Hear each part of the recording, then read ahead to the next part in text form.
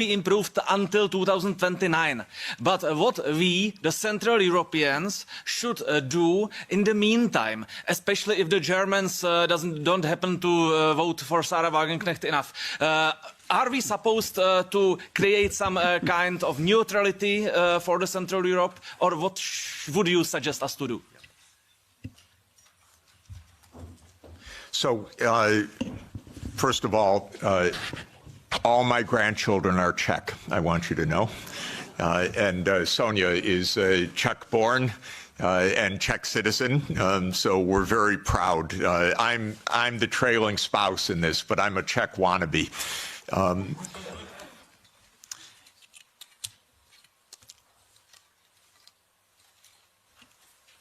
Europe needs to have a foreign policy that is a European foreign policy, and it needs to be a realist foreign policy. Realist is not hate. Realist is actually trying to understand both sides and to negotiate. There are two kinds of realists, defensive realists and offensive realists. My dear friend John Mearsheimer, who is the offensive realist, we're very close friends and I love him, but I believe more than he does, you talk to the other side and you find a way to make an understanding. And so basically, Russia is not going to invade Europe. This is the fundamental point. It may get up to the Dnieper River. It's not going to invade Europe. But there are real issues. The main issue for Russia was the United States, because Russia, as a major power and the largest nuclear power in the world, was profoundly concerned about U.S. unipolarity from the beginning. Now that this is seemingly, possibly ending, Europe has to open negotiations directly with Russia as well, because the United States will quickly lose interest, and you're going to be living with Russia for the next thousands of years. Okay? So what do you want? You want to make sure that the Baltic states are secure. The best thing for the Baltic states is to stop their Russophobia. This is the most important thing. Estonia has about 25% Russian citizens, or Russian-speaking citizens, ethnic Russians. Latvia, the same. Don't provoke the neighbor. That's all. This is not hard. It really isn't hard. And again, I want to explain my point of view. I have helped these countries, the ones I'm talking about, trying to advise. I'm not their enemy. I'm not Putin's puppet. I'm not Putin's apologist. I worked in Estonia. They gave me, I think it's the second highest civilian honor that a president of Estonia can bestow on a non-national, because I designed their currency system for them in 1992. So I'm giving them advice. Do not stand there, Estonia, and say, we want to break up Russia. Are you kidding? Don't. This is not how to survive in this world. You survive with mutual respect, actually. You survive in negotiation. You survive in discussion. You don't outlaw the Russian language. Not a good idea when 25% of your population has a first language of Russian. It's not right, even if there weren't a giant on the border. It wouldn't be the right thing to do. You'd have it as an official language. You'd have a language of in lower school. You wouldn't antagonize the Russian Orthodox Church. So basically, we need to behave like grown-ups. And when I constantly say that they're acting like children, Sonia always says to me, that's unfair to children. Because this is worse than children. We have a 6-year-old granddaughter and a 3-year-old grandson, and they actually make up with their friends. And we don't tell them, go, just ridicule them tomorrow and every day. We say, go, give them a hug and go play. And they do. This is not hard. By the way, well, anyway, I won't belabor the point. Thank you. So, elect a new government. No, I shouldn't say that. All I should say is change policy. I don't want to have a politically. Does that work? Yeah. Hi, my name's Ciara. I'm a reporter with the Brussels Times. Thank you for the fascinating talk, Jeffrey. I just wanted to ask you about Trump's statements about wanting NATO members to increase their spending by 5%. And we're now seeing lots of countries scrambling to prove that they're going to do that, including Belgium. And given that Belgium is also the NATO headquarters, I wanted to ask you what would be the appropriate response to those statements by NATO members? Thanks. We don't see exactly eye to eye on this question, so let me give you my own view. My first recommendation, with all respect to Brussels, is move the NATO headquarters somewhere else. I mean it seriously, because one of the worst parts of European policy right now is a complete confusion of Europe and NATO. These are completely different, but they became exactly the same. Europe is much better than NATO. In my opinion, NATO isn't even needed anymore. I would have ended it in 1991. But because the US viewed it as an instrument of hegemony, not as a defense against Russia, it continued afterwards. But the confusion of NATO and Europe is deadly, because expanding Europe meant expanding NATO, period. And these should have been completely different things. So this is the first point. My own view, again, with all respect to Michael, we only had a brief conversation about it, is that Europe basically should have its own foreign policy and its own military security, its own strategic autonomy, so-called. And it should. I'm in favor of that. I would disband NATO, and maybe Trump is going to do it anyway. Maybe Trump's going to invade Greenland. Who knows? Then you're really going to find out what NATO means. So I do think that Europe should invest in its security. 5% is outlandish, ridiculous, absurd, completely absurd. No one needs to spend anything like that amount. 2 to 3% of GDP, probably under the current circumstances. What I would do, by the way, is buy European production. Because actually, strangely, weirdly,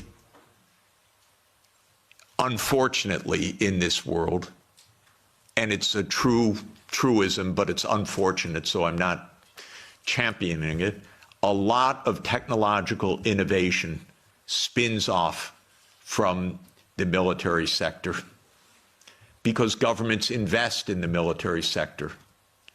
So Trump is an arms salesman. You understand that. He's selling American arms. He is selling American technology. Vance told you a few days ago, don't even think about having your own AI technology. So please understand that this increase of spending is for the United States, not for you. And in this sense, I'm completely against that approach. But I would not be against an approach of Europe spending 2 to 3% of GDP for a unified European security structure and invested in Europe and European technology, and not having the United States dictate the use of European technology. It's so interesting. It's the Netherlands that produces the only machines of advanced semiconductors, extreme ultraviolet lithography. It's ASML. But America determines every policy of ASML. The Netherlands doesn't even have a footnote. I wouldn't do that if I were you. Hand over all security to the United States. I wouldn't do it. I would have your own security framework, so you can have your own foreign policy framework as well. Europe stands for lots of things that the United States does not stand for. Europe stands for climate action. By the way, rightly so, because our president is completely bonkers on this. And Europe stands for decency, for social democracy as an ethos. I'm not talking about a party.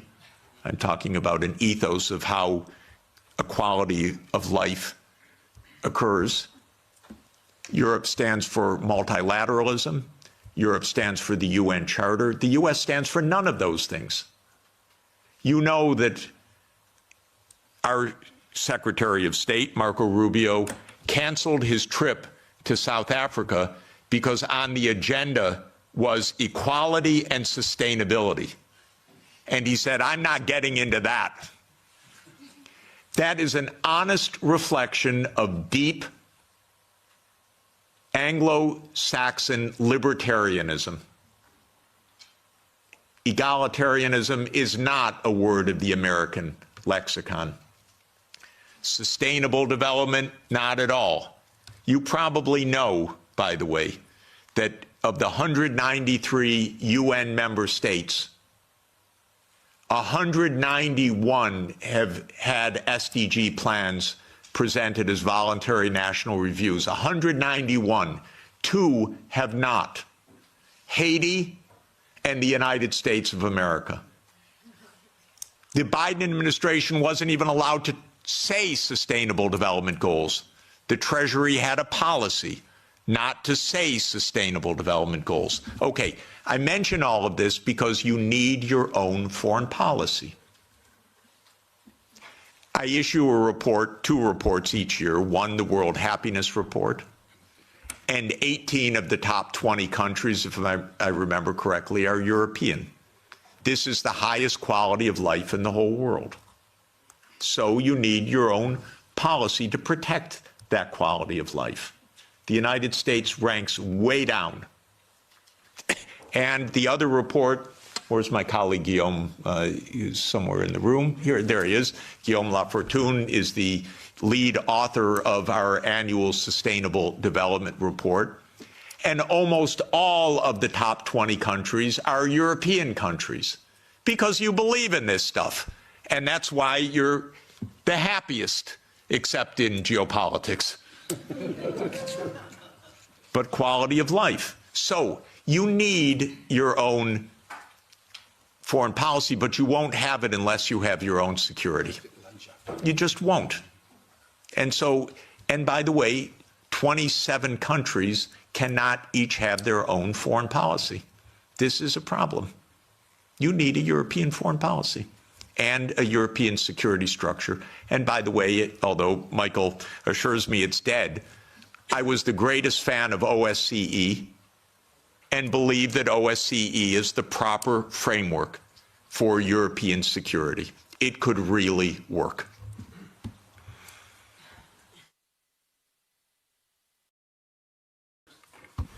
Thank you very much. Yeah, okay. Thank you, Professor. I'm from Slovakia, and my Prime Minister, Robert Fico, was almost shot dead because the opinions you had the similar with him. Yes, we are, as a Slovakia, Slovak government, of the few countries in the European Union, we are talking to Russians. 2 months ago, I was talking with Mr. Medvedev. In 2 weeks, I will be talking in Duma with Mr. Slutsky, who is the chairman of the Russian Foreign Affairs Committee in Moscow. Maybe my question is, what would be your message to Russians in this moment? Because as I heard, they are on the victorious wave. They have no reason not to conquer the Donbass because that's their war aim. And what can Trump can offer to them to stop the war immediately? What would be the message for Russians from your side? Thank you very much.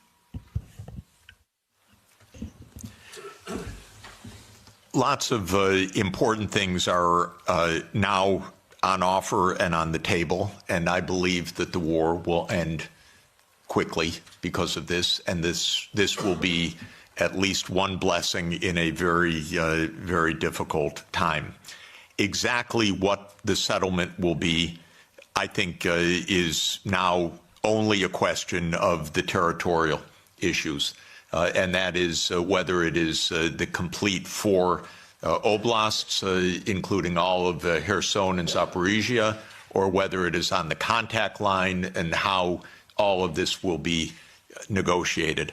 I'm not in the room of the negotiations, so I can't really say more, but the basis will be there will be territorial concessions, there will be neutrality, there will be security guarantees for Ukraine, for all parties. There will be, at least with the U.S., an end of the economic sanctions. But what counts, of course, is Europe and Russia. I think that there are, and maybe there will be a restoration of nuclear arms negotiations, which would be extraordinarily positive. I think that there are tremendously important issues for Europe to negotiate directly with Russia. And so I would urge President Costa and the leadership of Europe to open direct discussions with President Putin, because European security is on the table. I know the Russian leaders, many of them quite well. They are good negotiators, and you should negotiate with them, and you should negotiate well with them. I would ask them some questions. I would ask them, what are the security guarantees that can work so that this war ends permanently? What are the security guarantees for the Baltic states? What should be done? Part of the process of negotiation is actually to ask the other side about your concerns, not just to know what they know as you think is true, but actually to ask, we have a real problem, we have a real worry, what are the guarantees? Well, I want to know the answers also. By the way, I know Minister Lavrov, for 30 years. I regard him as a brilliant foreign minister. Talk with him, negotiate with him, get ideas, put ideas on the table, put counter ideas on the table. I don't think all of this can be settled by pure reason because of oneself. You settle wars by negotiating and understanding what are the real issues, and you don't call the other side a liar when they express their issues. You work out what the implications of that are for the mutual benefit of peace. So the most important thing is stop the yelling, stop the warmongering, and discuss with the Russian counterparts. And don't beg to be at the table with the United States. You don't need to be in the room with the United States. You're Europe. You should be in the room with Europe and Russia. If the United States wants to join, that's fine. But to beg, no. And by the way, Europe does not need to have Ukraine in the room when Europe talks with Russia. You have a lot of issues, direct issues. Don't hand over your foreign policy to anybody, not to the United States, not to Ukraine, not to Israel. Keep a European foreign policy. This is the basic idea.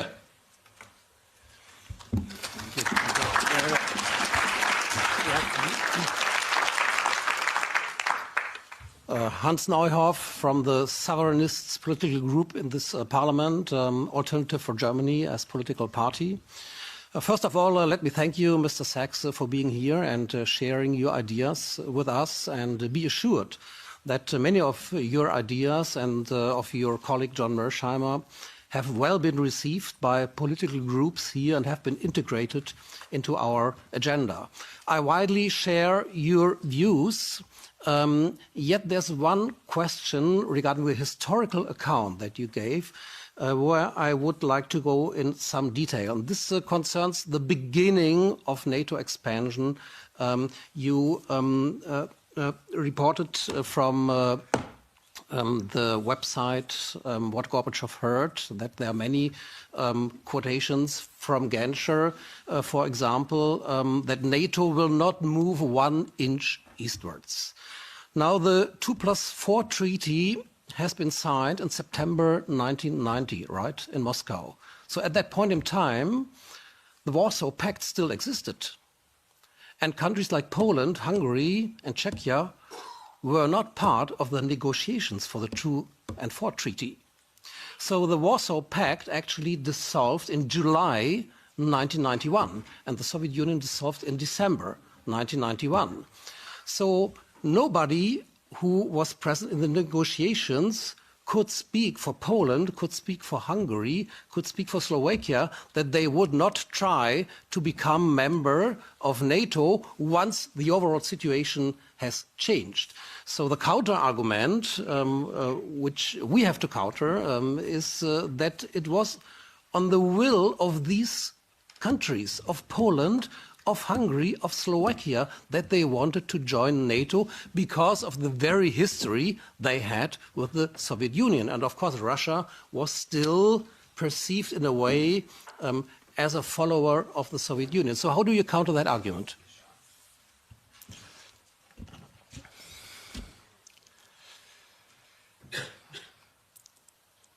I have no doubt of why Hungary, Poland, Czech Republic, Slovakia wanted to join NATO. The question is, what is the U.S. doing to make peace? Because NATO is not a choice of Hungary, Poland, Czech Republic, or Slovakia. NATO is a U.S.-led military alliance. And the question is, how are we going to establish peace in a reliable way? If I were making those decisions back then, I would have ended NATO altogether in 1991. When those countries requested NATO, I would have explained to them what our Defense Secretary William Perry said, what our lead statesman George Kennan said, what our final ambassador to the Soviet Union, Jack Matlock, said.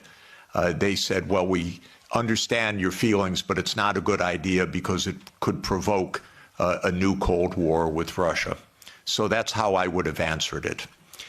When those countries joined in the first wave, I don't think it was that consequential, in fact, except that it was part of a bigger project.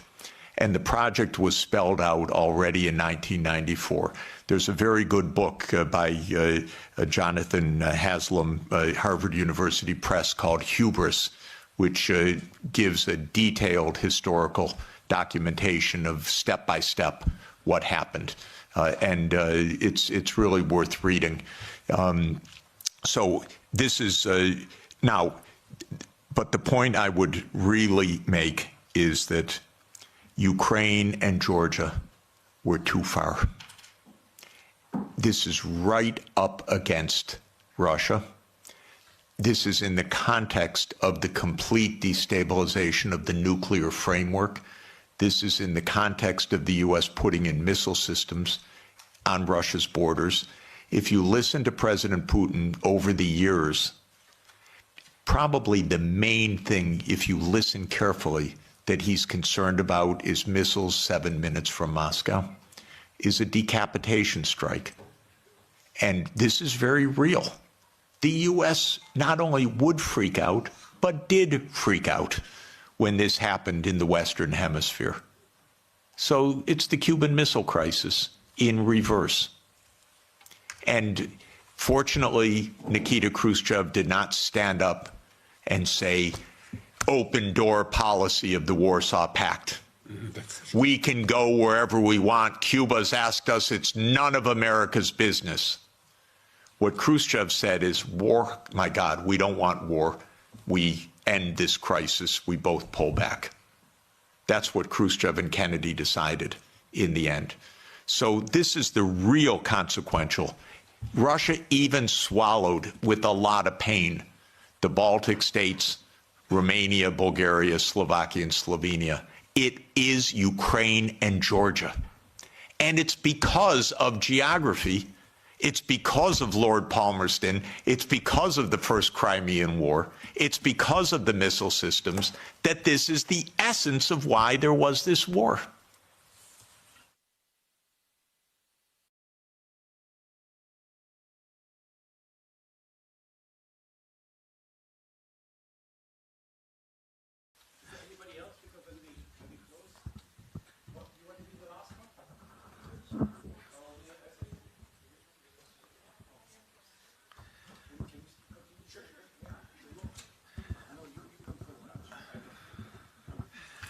Thank you very much, Professor Sachs, for coming. You've mentioned that the European Union needs to formulate its own foreign policy. In the past, the German-Franco alliance was a big driver for those policies. Now, with the Ukraine war, arguably that received a crack. Do you think that in the future, when the European Union is going to formulate its new foreign policy, that they are going to be again in the front seat, or should it be other countries or other blocs trying to make that change? Thank you very much. Oh, it's hard. It's hard because, of course, you don't yet have a constitution for Europe which really underpins a European foreign policy. And it can't be by unanimity.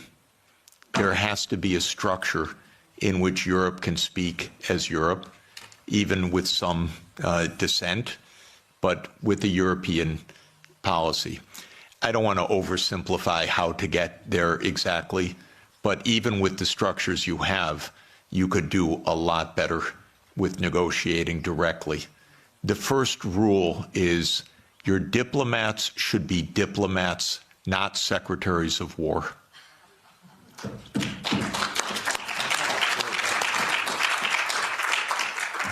Honestly, that would go halfway, at least, to where you want to go. A diplomat is a very special kind of talent. A diplomat is trained to sit together with the other side and to listen, to shake hands, to smile, and to be pleasant.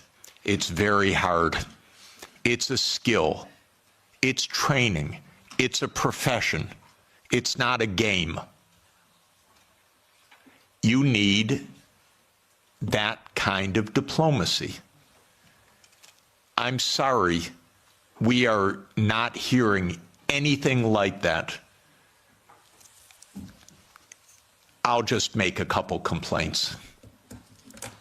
First, Europe is not NATO, as I said. I thought Stoltenberg was the worst, but I was wrong. It just keeps getting worse. Could someone in NATO stop talking, for God's sake, about more war? And could NATO stop speaking for Europe, and Europe stop thinking it's NATO? This is the first absolute point. Second, I'm sorry, but your High Representative Vice Presidents need to become diplomats. Diplomacy means going to Moscow, inviting your Russian counterpart here, discussing. This doesn't happen till now. So this is really my point. Now, I believe that Europe should become more integrated and more unified in the years ahead. I'm a strong believer in subsidiarity. So we were discussing, I don't think housing policy is really Europe's main issue. I think this can be handled at the local level or at the national level. I don't see it as a European issue, but I don't see foreign policy as being a 27-country issue. I see it being as a European issue. And I see security being at a European level. So I think things need to be readjusted, but I'd like to see more Europe for truly European issues and maybe less Europe for things that are properly subsidiary to Europe at the national and the local level. And I hope that such an evolution can take place. You know, when the world talks about great powers right now, they talk about US, Russia, China, I include India, and I really want to include Europe, and I really want to include Africa as an African Union, and I want that to happen. But you'll notice on the list, Europe doesn't show up right now, and this is because there is no European foreign policy. Okay.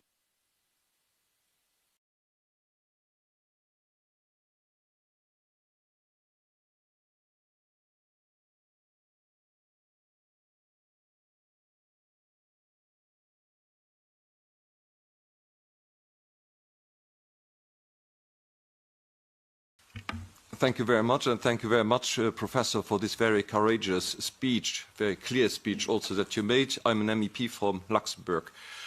My question is the following. What are the long-term consequences of this lost war? We lost the war, now we have an uncertain future for NATO. We have also clearly, and you referred to it, the marginalization of Europe. We have a strengthening of the BRICS countries, which can be rivals in many respects. So will there be a future for a collective West over the next 20 or 30 years? Thank you very much. I don't believe there is a collective West. I believe that there is a United States and Europe that are in some areas in parallel interests and in many areas not in parallel interest. I want Europe to lead sustainable development, climate transformation, global decency. I believe if the world looked more like Europe, it'd be a happier, more peaceful, safer world. And longevity and better food, by the way. But just saying, in any event, Europe has a vocation that is rather different from the American tradition and, frankly, from the Anglo-Saxon tradition, because it's been 200 years of Anglo-Saxon hegemony or aspirational hegemony. The British still believe they run the world. It's amazing what nostalgia means. They don't even stop. It's almost like a Monty Python skit, actually. But in any event, where was I? I'm thinking of Monty Python when the knight gets all his limbs cut off and says, "Everything's fine, I'm victorious." That's Britain, unfortunately, and so it's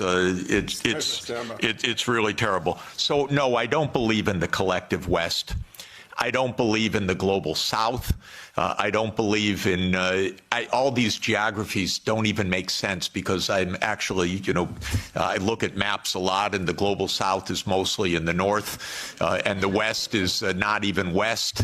And so I don't even understand what this is about.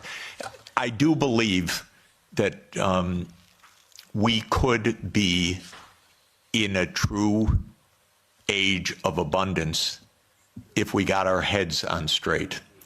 We're in the biggest technological advance in human history. It's truly amazing what can be done right now. You know, I marvel at the fact that somebody who knows no chemistry won the Nobel Peace Prize for chemistry because he's very good at deep neural networks, a genius, Demis Hassabis. They figured out protein folding that generations of biochemists spent their whole lives on. And now DeepMind figured out how to do it, by the thousands of proteins. We have friends that spent their entire life on one protein, brilliant friends. And now what we can do. So if actually, and same with renewable energy, as everybody knows, the price has come down by more than 2 orders of magnitude, the costs. We could transform the planet, we could protect the climate system, we could protect biodiversity, we could ensure every child gets a good education, we could do so many wonderful things right now. And so what do we need to do that? In my view, we need peace, most importantly. And my basic point is there are no deep reasons for conflict anywhere. As every conflict I study is just a mistake. It's not, we are not struggling for Lebensraum. That idea that came from Malthus and that became a Nazi idea was always a wrong idea. It was a mistake, a fundamental intellectual mistake. An intellectual mistake, by the way, because leading scientists adopted the idea that we had race wars, we had national wars, we had wars of survival because we don't have enough on the planet. As an economist, I can tell you, we have plenty on the planet for everybody's development. Plenty. We're not in a conflict with China. We're not in a conflict with Russia. If we calm down, if you ask about the long term is very good, thank you. The long term, if we don't blow ourselves up, is very good. And so this is what we should aim for, a positive shared vision under international law. Because of our technology, things operate at a regional scale now. It used to be, it was villages, then it was small areas, then it was unification of countries. Now it's regional.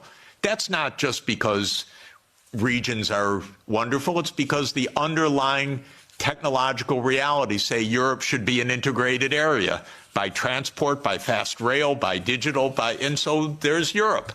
The politics follows the technological realities to a very important extent. We're in a world of regions now. So Europe should be Europe with subsidiarity. Don't lose all of the wonderful, wonderful national and local elements. But Europe should be Europe. So the good side is, I want Europe to have diplomacy, for example, with ASEAN. I spend a lot of time with the ASEAN countries. If the EU Green Deal, wonderful idea.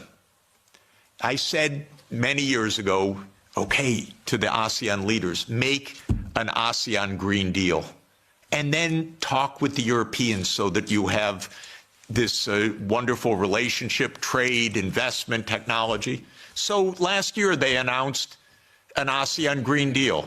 What did Europe do about it? Nothing. It said, sorry, we're in the Ukraine war, thank you. No interest. So this is my point. The prospects are very positive if we construct the peace.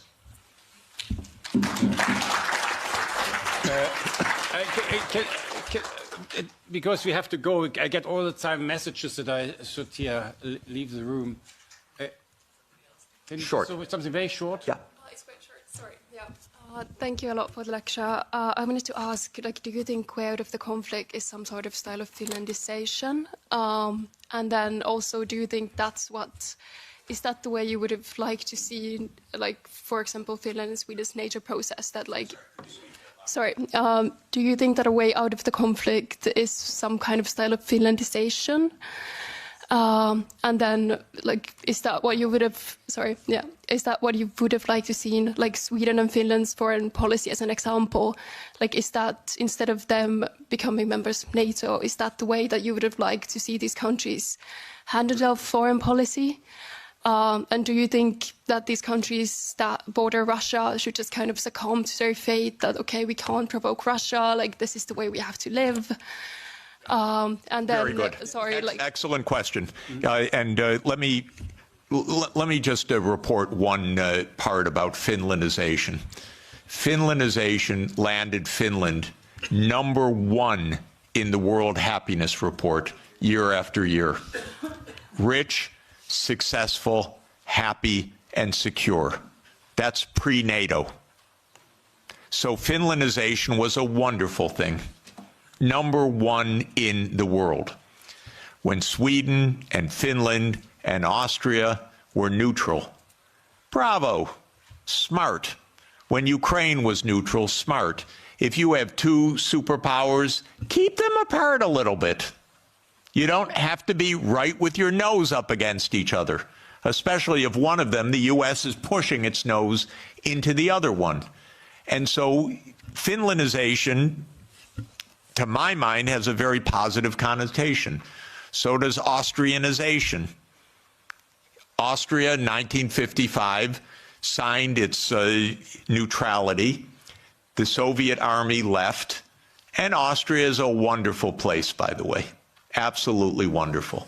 And so this is basic how to avoid conflict. If the United States had any sense at all, it would have left these countries as a neutral space in between the U.S. military and Russia. But that's where the U.S. lost it. Okay. Thank you very much. Let me... I just want to end with an appeal. I think we both agree that we will have the war will end within a month or two. That means the fighting will end. It doesn't mean that we will have peace in Europe. The peace in Europe, that has to be done by us, by Europeans, not by a president from the United States. We have to create this peace, and that is Europe, which includes, of course, Belarus, Russia, and all these other countries. So we have to do something. And we are here, a parliament. As a parliamentarians, we represent people. We are the only legitimate, democratically legitimate institution in the European Union. Maybe we should have become all a little bit more proactive in trying to move this peace process forwards across party lines. I think, I don't know how many parties here really are, but that we can talk to each other without saying, you're from this party, you're from this party. I think we really have to concentrate. If here we could not take more initiative from the parliament vis-à-vis the commission and saying, we are presenting the people, not you. We are presenting the people. And these people in Europe want peace, and that's what we should go. So maybe this is the beginning of one. We will make every month, I will organize with my colleagues the same thing here about different topics, which were all around it. And we hope that this one we get a discussion that is different what we have in the plenum, where we basically don't have a discussion, but that we have a discussion and also across the party, and invite also people from other political parties. We don't bite anybody. Let's discuss it. In the end, we all want the same peace for the next generation. And I have plenty of children and grandchildren, you too, and that's what we need. Okay, thank you very much, Professor Sachs.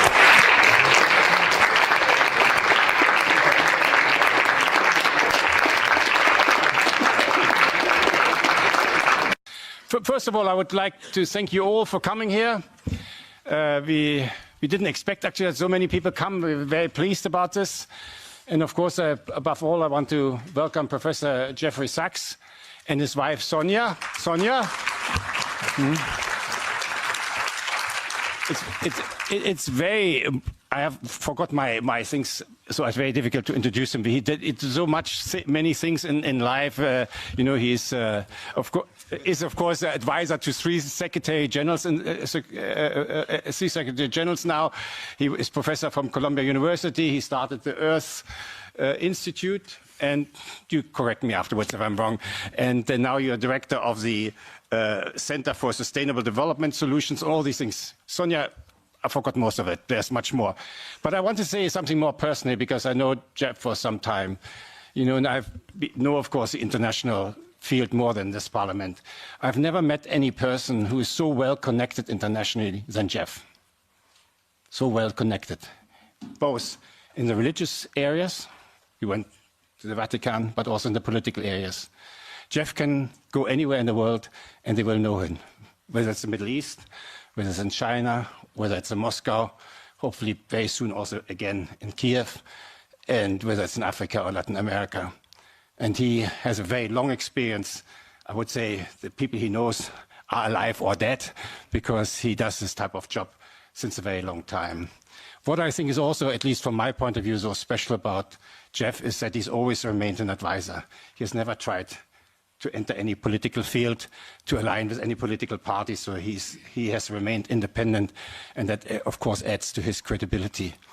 And I think that's also the reason, at least for me, and maybe many of you will agree, that he has become a spokesman in economics, sustainable development, environment, and of course in politics. And today, Jeff is probably the person in the world to speak up for peace, everywhere for peace, which is all these things combined. And therefore, I'm very happy that you're here, and very proud also that you followed my our invitations. And he will talk about the geopolitics of peace. Now, Jeff is coming now to the Parliament when we are, the European Union is in turmoil for whatever, I don't want to value this, but I think we have now the Ukraine war. It's an American initiative. Europe will not sit on the table, although this is a war on European soil. And so we are in a very difficult situation. I think we don't know in what directions to go. I'm here since 6 months in this parliament, and for somebody who worked for the UN, I was actually quite shocked to learn that this parliament speaks only about war, and that you can, with force, create solutions. In the UN, we always spoke differently in all the countries. And when I say here things which I say actually in all the war countries I've been to, and I've been 34 years in war countries, I'm booed for these things.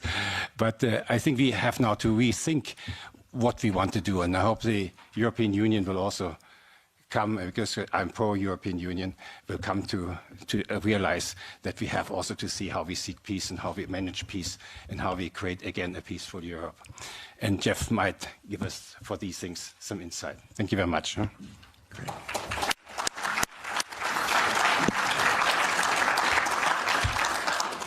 Michael, thank you so much, and thanks to all of you for the chance to be together and to think together. This is indeed a complicated and fast-changing time, and a very dangerous one. So we really need clarity of thought. I'm especially interested in our conversation, so I'll try to be as succinct and clear as I can be. I've watched the events very close up in Eastern Europe, the former Soviet Union, Russia, very closely for the last 36 years. I was an advisor to the Polish government in 1989, to President Gorbachev in 1990 and 91, to President Yeltsin in 1991 to 1993, to President Kuchma of Ukraine in 1993-94. I helped introduce the Estonian currency. I helped several countries in former Yugoslavia, especially Slovenia. I've watched the events very close up for 36 years. After the Maidan, I was asked by the new government to come to Kiev, and I was taken around the Maidan, and I learned a lot of things firsthand. I've been in touch with Russian leaders for more than 30 years. I know the American political leadership close up. Our previous Secretary of Treasury was my macroeconomics teacher 51 years ago, or just to give you an idea. So we were very close friends for a half century. I know all of these people. I just want to say this because what I want to explain in my point of view is not secondhand, it's not ideology, it's what I've seen with my own eyes and experienced during this period. In my understanding of the events that have befallen Europe in many contexts, and I'll include not only the Ukraine crisis, but Serbia, 1999, the wars in the Middle East, including Iraq, Syria, the wars in Africa, including Sudan, Somalia, Libya.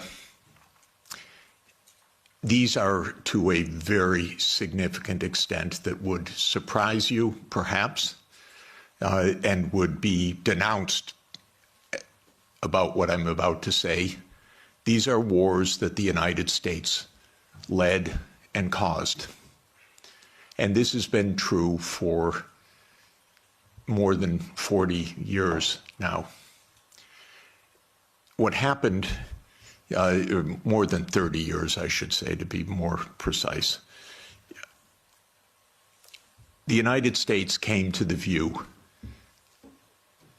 especially in 1990, 91, and then with the end of the Soviet Union, that the U.S. now ran the world, and that the U.S. did not have to heed anybody's views, red lines, concerns, security viewpoints, or any international obligations, or any UN framework. I'm sorry to put it so plainly, but I do want you to understand. I tried very hard in 1991 to get help for Gorbachev, who I think was the greatest statesman of our modern time. I recently read the archived memo of the National Security Council discussion of my proposal, how they completely dismissed it and laughed it off the table when I said that the United States should help the Soviet Union in financial stabilization and in making its reforms. And the memo documents, including some of my former colleagues at Harvard in particular, saying we will do the minimum that we will do to prevent disaster, but the minimum. It's not our job to help. Quite the contrary, it's not our interest to help.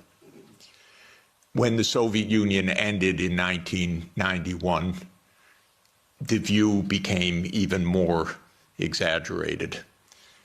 And I can name chapter and verse, but the view was we run the show.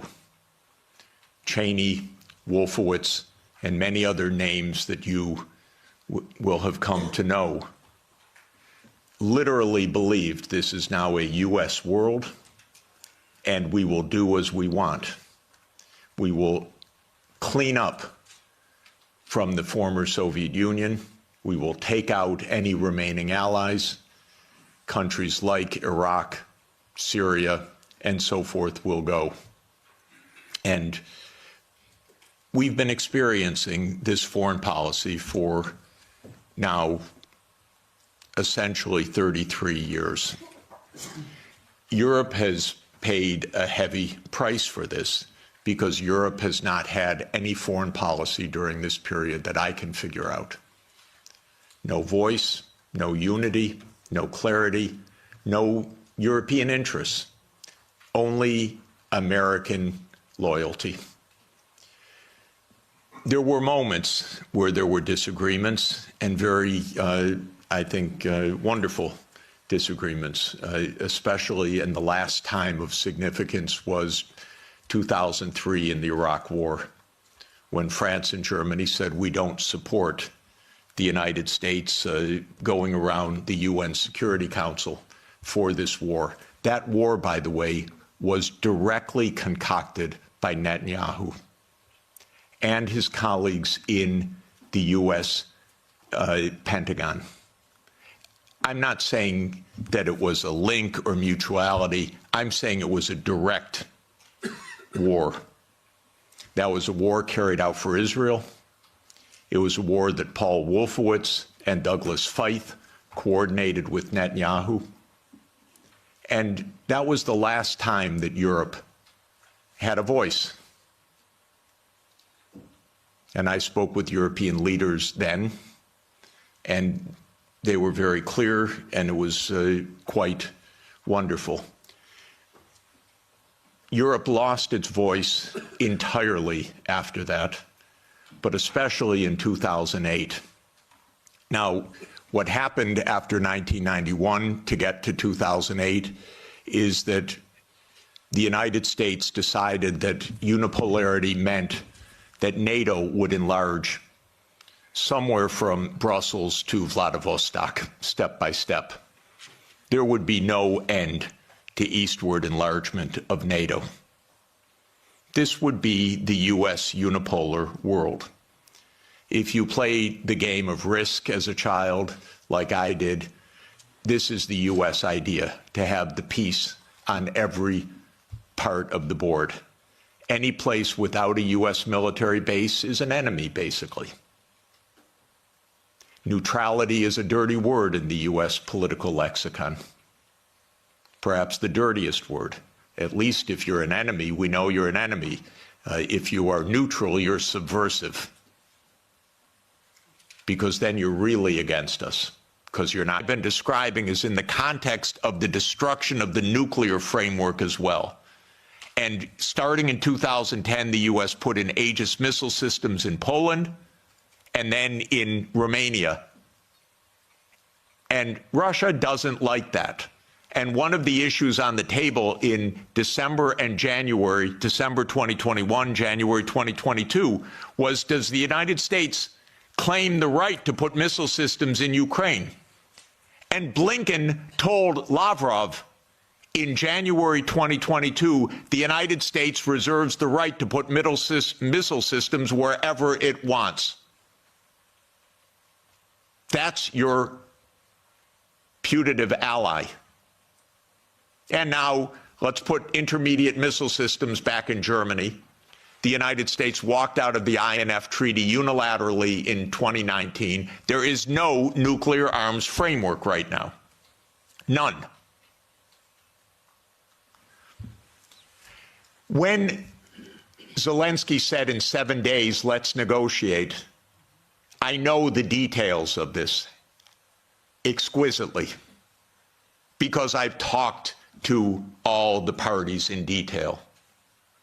Within a couple of weeks, there was a document exchanged that President Putin had approved, that Lavrov had presented, that was being managed by the Turkish mediators.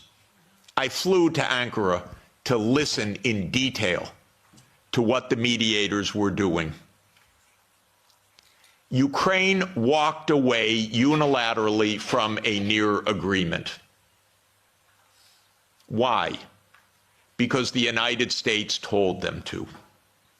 Because the UK added icing to the cake by having Bojo go in early April to Ukraine and explain. And he has recently, and if your security is in the hands of Boris Johnson, God help us all. Keith Starmer turns out to be even worse. It's unimaginable, but it is true. Boris Johnson has explained, and you can look it up on the website, that what's at stake here is Western hegemony. Not Ukraine, Western hegemony.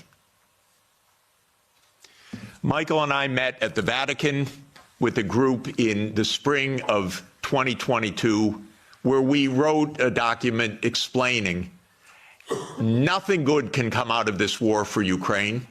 negotiate now, because anything that takes time will mean massive amounts of deaths, risk of nuclear escalation, and likely loss of the war. I want to change one word from what we wrote then. Nothing was wrong in that document. And since that document, since the U.S. talked the negotiators away from the table, about 1 million Ukrainians have died or been severely wounded. And the American senators, who are as nasty and cynical and corrupt as imaginable, say this is wonderful expenditure of our money because no Americans are dying. It's the pure proxy war. One of our senators nearby me, Blumenthal, says this out loud. Mitt Romney says this out loud. It's best money America can spend. No Americans are dying. It's unreal. Now, just to bring us up to yesterday, this failed. This project failed. The idea of the project was that Russia would fold its hand. The idea all along was Russia can't resist, as Zbigniew Brzezinski explained in 1997. The Americans thought we have the upper hand. We're going to win because we're going to bluff them. They're not really going to fight. They're not really going to mobilize. The nuclear option of cutting them out of SWIFT, that's going to do them in. The economic sanctions, that's going to do them in. The HIMARS, that's going to do them in. The ATACMS, the F-16s. Honestly, I've listened to this for 70 years. I've listened to it as semi-understanding, I'd say, for about 56 years. They speak nonsense every day. My country, my government. This is so familiar to me, completely familiar. I begged the Ukrainians, and I had a track record with the Ukrainians. I advised the Ukrainians. I'm not anti-Ukrainian, I'm pro-Ukrainian completely. I said, save your lives, save your sovereignty, save your territory, be neutral. Don't listen to the Americans. I repeated to them the famous adage of Henry Kissinger, that to be an enemy of the United States is dangerous, but to be a friend is fatal. Okay, so let me repeat that for Europe. To be an enemy of the United States is dangerous, but to be a friend is fatal. So let me now finalize a few words about Trump. Trump does not want the losing hand. This is why it is more likely than not this war will end, because Trump and President Putin will agree to end the war. If Europe does all its great warmongering, it doesn't matter. The war is ending. So get it out of your system. Please tell your colleagues. It's over. And it's over because Trump doesn't want to carry a loser. That's it. It's not some great morality. He doesn't want to carry a loser. This is a loser. The one that will be saved by the negotiations taking place right now is Ukraine. Second is Europe. Your stock market's rising in recent days by the horrible news of negotiations. I know this has been met with the sheer horror in these chambers, but this is the best news that you could get. Now, I encouraged, they don't listen to me, but I tried to reach out to some of the European leaders. Most don't want to hear anything from me at all. But I said, don't go to Kiev. Go to Moscow. Discuss with your counterparts. Are you kidding? You're Europe. You're 450 million people. You're a $20 trillion economy. You should be the main economic trading partner of Russia. It's natural links. By the way, if anyone would like to discuss how the US blew up Nord Stream, I'd be happy to talk about that.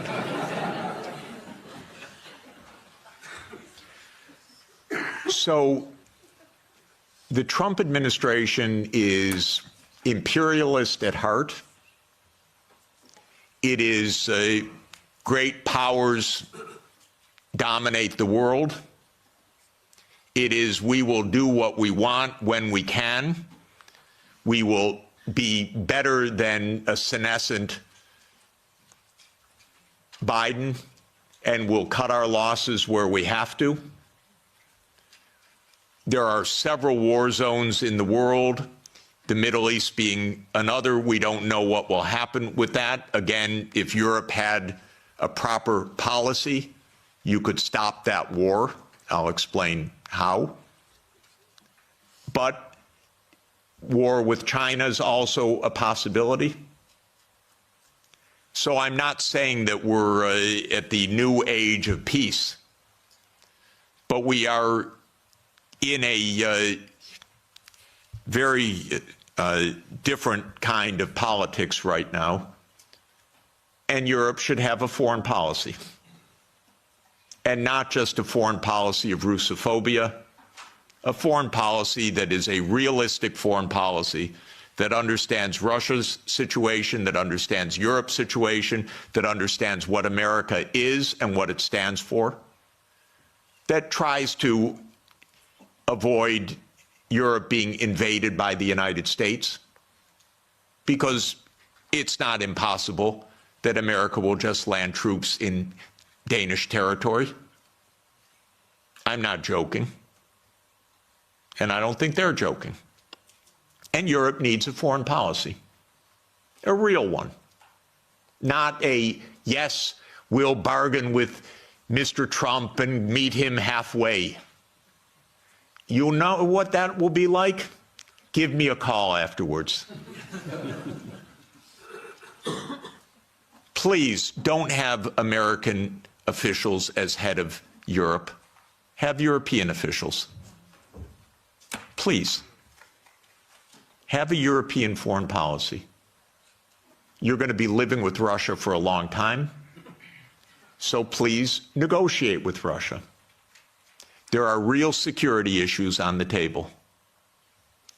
But the bombast and the Russophobia is not serving your security at all. It's not serving Ukraine's security at all. It contributed to 1 million casualties in Ukraine from this idiotic American adventure that you signed on to and then became the lead cheerleaders of. It solves nothing. On the Middle East, by the way, the U.S. completely handed over foreign policy to Netanyahu 30 years ago. The Israel lobby dominates American politics. Just have no doubt about it. I could explain for hours how it works. It's very dangerous. I'm hoping that Trump will not destroy his administration and worse, the Palestinian people, because of Netanyahu, who I regard as a war criminal, properly indicted by the ICC, and that needs to be told no more, that there will be a state of Palestine on the borders of the 4th of June, 1967, according to international law, as the only way for peace. It's the only way for Europe to have peace on your borders with the Middle East, is the two-state solution. There is only one obstacle to it, by the way, and that is the veto of the United States in the UN Security Council. So if you want to have some influence, tell the United States, drop the veto. You are together with 180 countries in the world. The only ones that oppose a Palestinian state are the United States, Israel, Micronesia, Nauru, Palau, Papua New Guinea, Mr. Malay, and Paraguay. So this is a place where Europe could have a big influence. Europe has gone silent about the JCPOA and Iran. Netanyahu's greatest dream in life is a war between the United States and Iran. He's not given up, and it's not impossible that that would come also. And that's because the U.S. in this regard does not have an independent foreign policy. It is run by Israel. It's tragic. It's amazing, by the way. And it could end. Trump may say that he wants foreign policy back. Maybe. I'm hoping that it's the case. Finally, let me just say with respect to China, China is not an enemy. China is just a success story. That's why it is viewed by the United States as an enemy, because China is a bigger economy than the United States. That's all.